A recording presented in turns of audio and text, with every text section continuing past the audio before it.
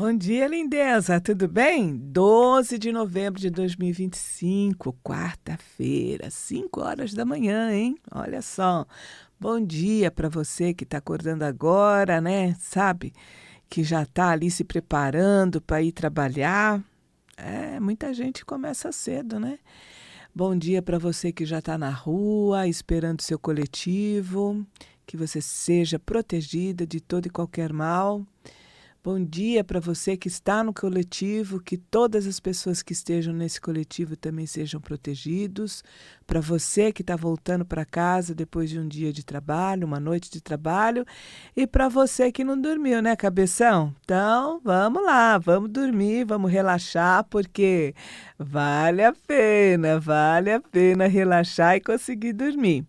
Eu sou a Sônia Beth, eu sou terapeuta e agora estou mergulhando, sabe onde? Nas águas do xamanismo, sabe? Viagem muito boa e que está me trazendo muito conhecimento e eu tenho a imensa alegria de poder compartilhar com vocês. Você está na Rádio Vibe Mundial 95,7 no programa Madrugada Astral. Esse programa é gravado, tá? Eu tenho a colaboração técnica, né, do nosso buchichudo, lindinho, Euri, fofinho pra caramba. Né, Euri, lindo, fofo. E obrigada, viu? Obrigada pelo seu trabalho, obrigada pela sua colaboração. E se você quiser fazer alguma pergunta para mim, entre em contato nas minhas redes sociais. Eu gosto de trabalhar principalmente com o YouTube, @SôniaSímbolos, tá? E já que o propósito do nosso programa é nos conectar com a cura através da integração do masculino e feminino sagrados, nada mais do que chamar a nossa veinha, né? Nós precisamos trabalhar com a nossa veinha, precisamos trabalhar com Nanã. Saluba, Nanã, muito obrigada pela sua presença.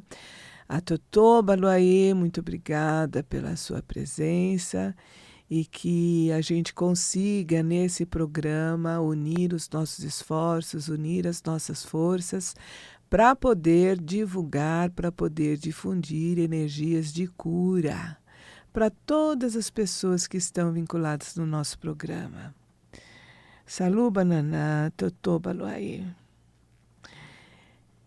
E nessa fase da vida, o meu orientador de xamanismo, o Samuel do Consciência Próspera, ele me ensinou que xamanismo, eu não sabia disso, é uma filosofia de vida, tá? É uma filosofia de vida que vai além da espiritualidade indígena. Olha só que legal. Eu achava que fosse só uma espiritualidade indígena, só entre aspas, né? Porque é muita coisa, né?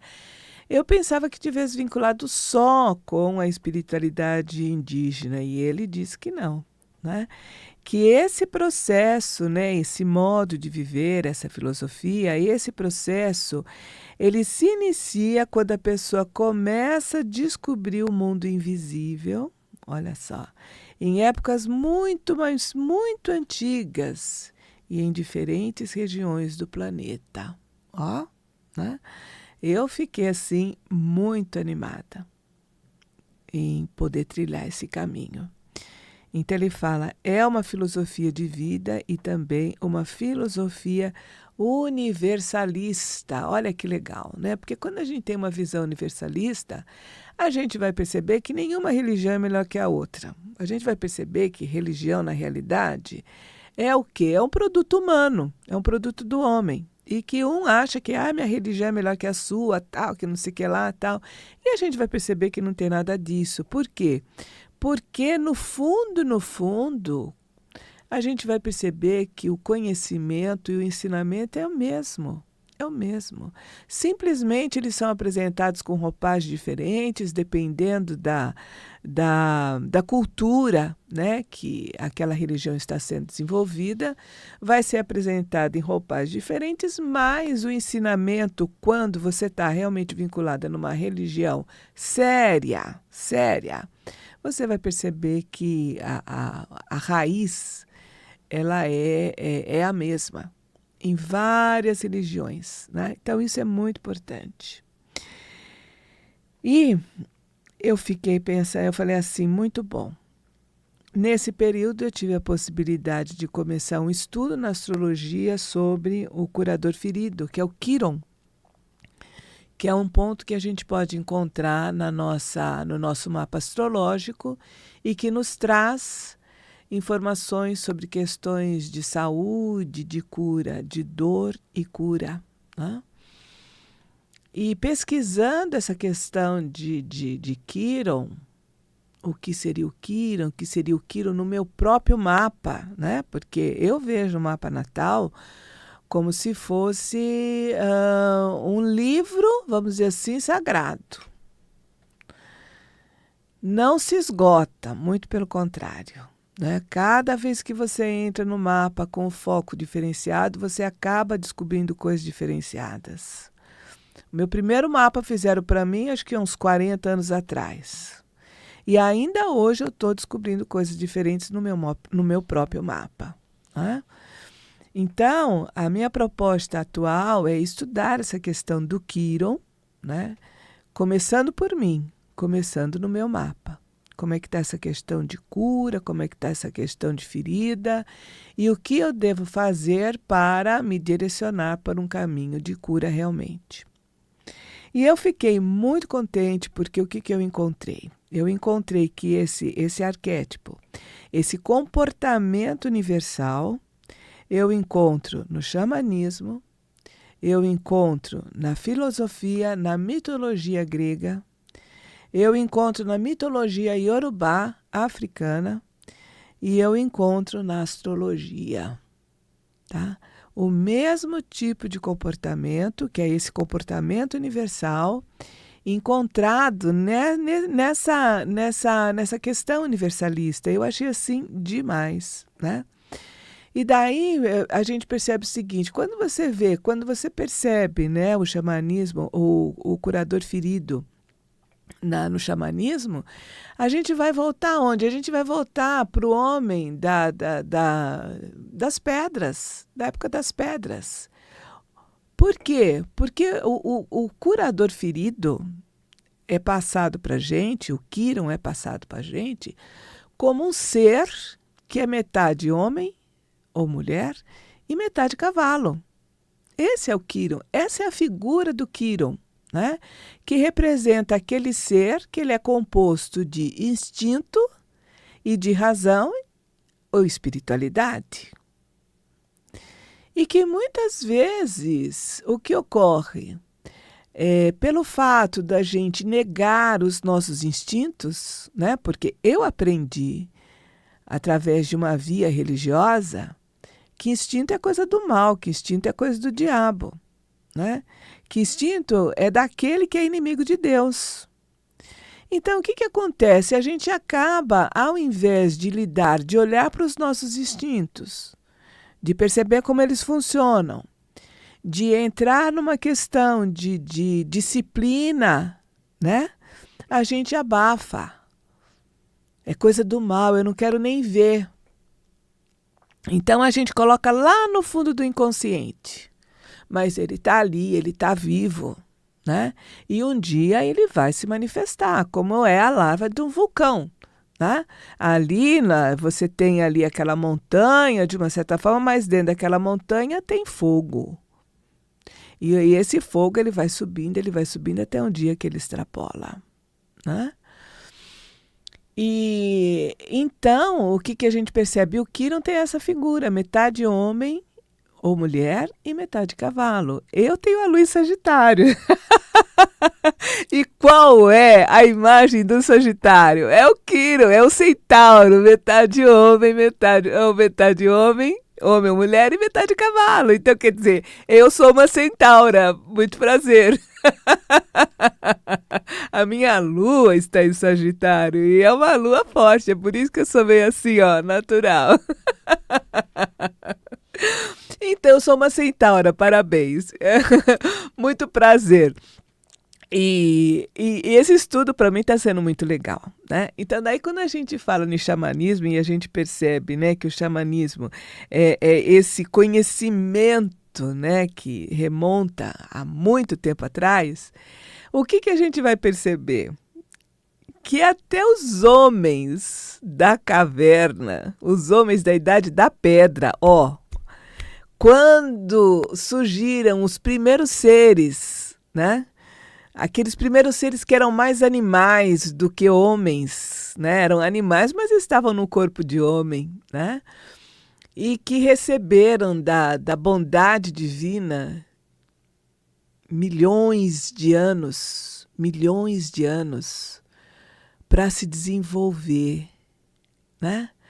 Para saber lidar com o seu lado animal, para saber lidar com seus instintos e aos poucos se desenvolvendo e se tornando, dando vazão, vamos dizer assim, à sua parte humana. Olha que legal! Milhões de anos, porque essa primeira fase do desenvolvimento humano durou milhões de anos, né? Então, se você pega a gravura, e como que a gente sabe disso? Como que as pessoas passam isso? Porque encontram-se em determinadas cavernas desenhos feitos por homens daquela época. Olha que legal, né? E encontraram também desenhos feitos por eles de animais, metade homens, metade o outro animal, inclusive o cavalo. Então, a gente percebe o quê? Que essa imagem, né, do homem e do animal, do instinto, ela é muito velha. Mas por que ela é velha? Porque aqueles seres que estavam se expressando através da arte, através do desenho, nada mais estavam do que expressando a si mesmo. Nada mais estavam do que expressando o seu próprio clã, né? Acho que nem tinha clã ainda, não tinha nem a ideia de família e de reunião, porque realmente eram totalmente animais, né? E a gente ainda está nessa fase. A gente ainda não desenvolveu o nosso lado humano totalmente. Mas para isso a gente precisa olhar os nossos instintos.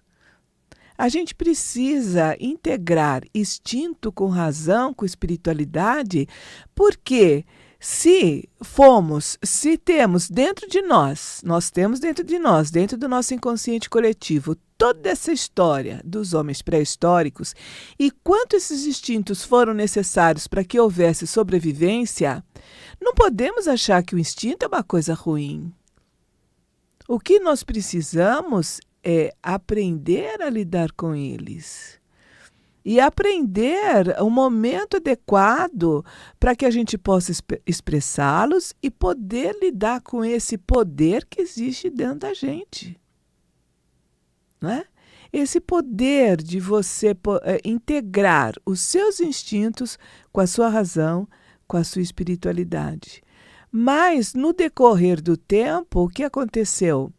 A própria religiosidade acabou com isso. Pelo menos aqui no lado ocidental, eu não sei do oriental como é que está isso.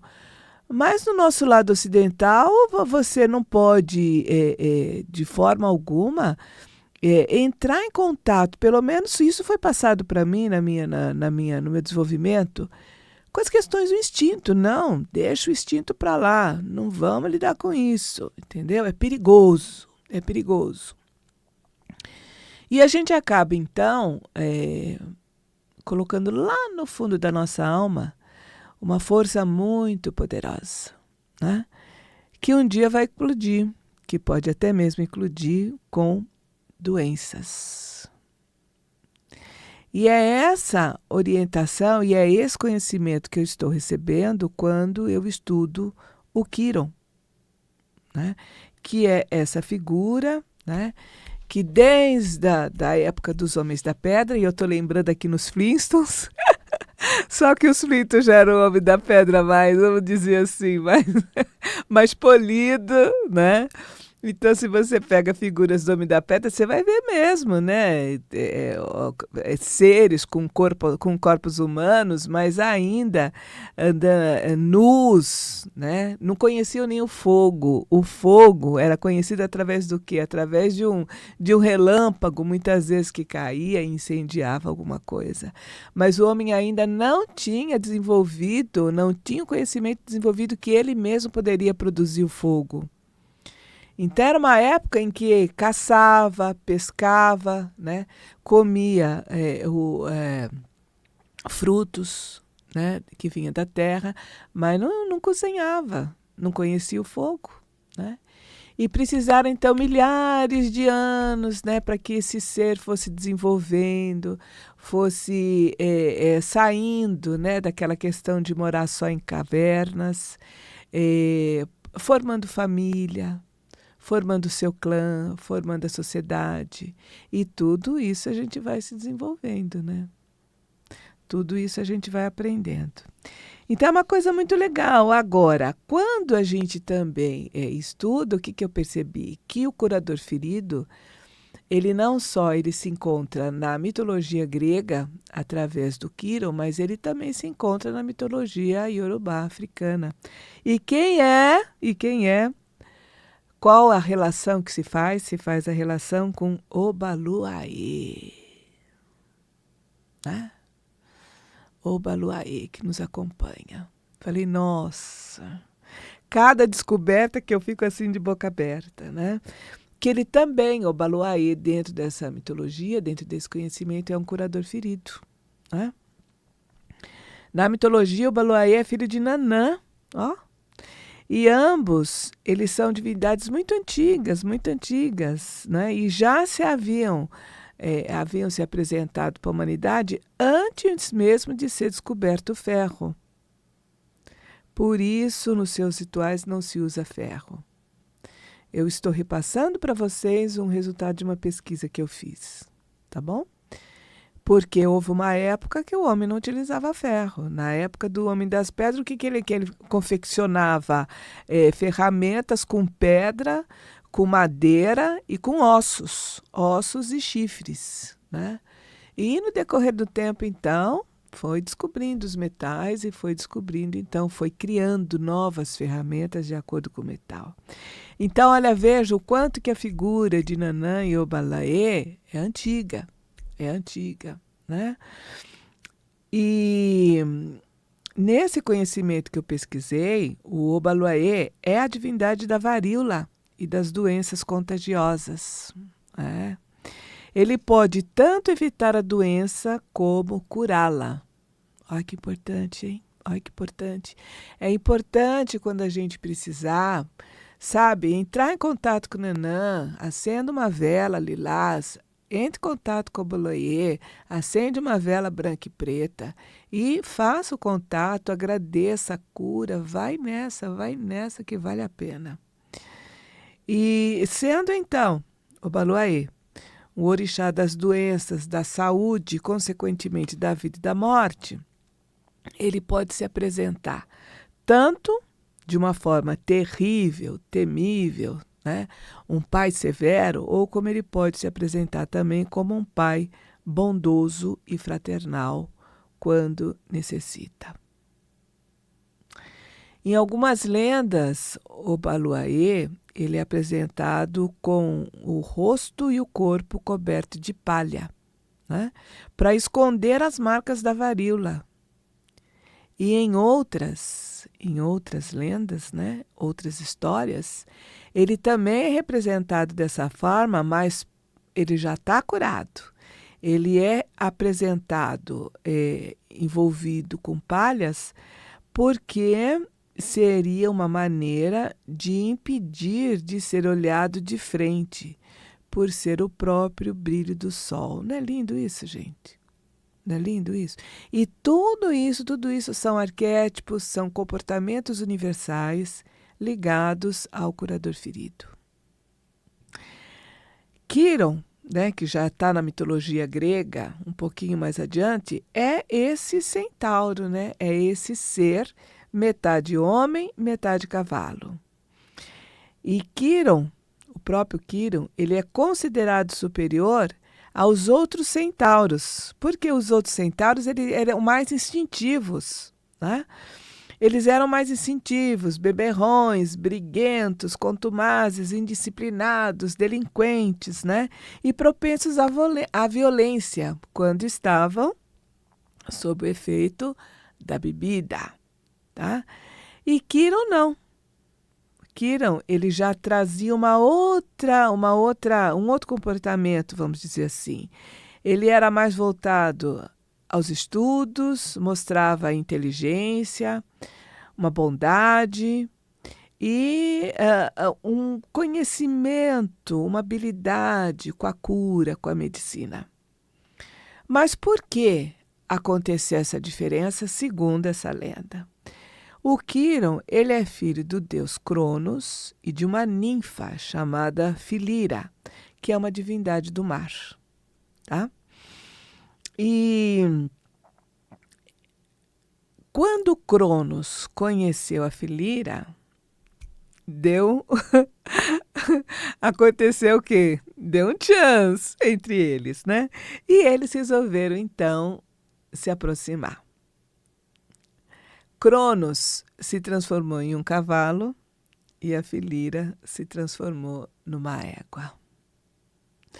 Daí, quando eu li isso, eu falei assim, eu gosto muito de ler mitologia, de ler contos de fadas, porque eu acredito que atrás daquela história tem uma mensagem muito mais importante. E eu falei, mas por que cavalo? Daí eu fui ver. O cavalo tem uma representação muito importante na antiguidade. Ele é sinônimo de vitalidade, ele é sinônimo de energia, ele é sinônimo de libido, né? Mas ele é domável. Olha que legal. E, além disso, também representa fertilidade. Então, daí eu entendi por que os dois, né, dentro dessa história, se transformaram, ele em cavalo e ela em égua. E daí nasceu Quirón, metade homem, metade cavalo. E por ter nascido dessa forma, a mãe dele, então, o abandonou. Não gostou de ter um filho desse jeito e o abandonou. Então, uma das feridas do Quirón é a ferida do abandono. E quando a gente analisa no nosso mapa astrológico, é importante a gente perceber como é que está essa ferida. Que ferida é essa? Ela é mais consciente? Ela é mais emocional? Como que ela está se desenvolvendo, né? Mas uma coisa é certa, tem uma questão de abandono no fundo. E ele foi abandonado pela mãe, mas ele foi adotado por Apolo, o deus Sol. E esse Deus Sol ensinou a ele tudo, toda essa questão de medicina, de arte e tudo mais, ensinou a Quirón. Por isso que Quirón, de uma certa forma, ele era diferenciado. Olha, gente, é uma história muito legal, é uma história longa, mas o nosso tempo está terminando. Eu vou fazer o seguinte, eu vou terminar esse assunto depois, complementando esse programa no meu Instagram. No meu YouTube, @SôniaSímbolos. Vamos ficar por aqui com o Quirón diferenciado. Um centauro diferenciado. Um centauro que conseguiu de uma certa forma disciplinar o seu lado instintivo para desenvolver o seu lado humano. Vamos ficar por aqui, depois a gente termina, tá bom? Então, muito obrigada, Nanã, muito obrigada, Baluaê, muito obrigada, Euri, muito obrigada a você que nos acompanha.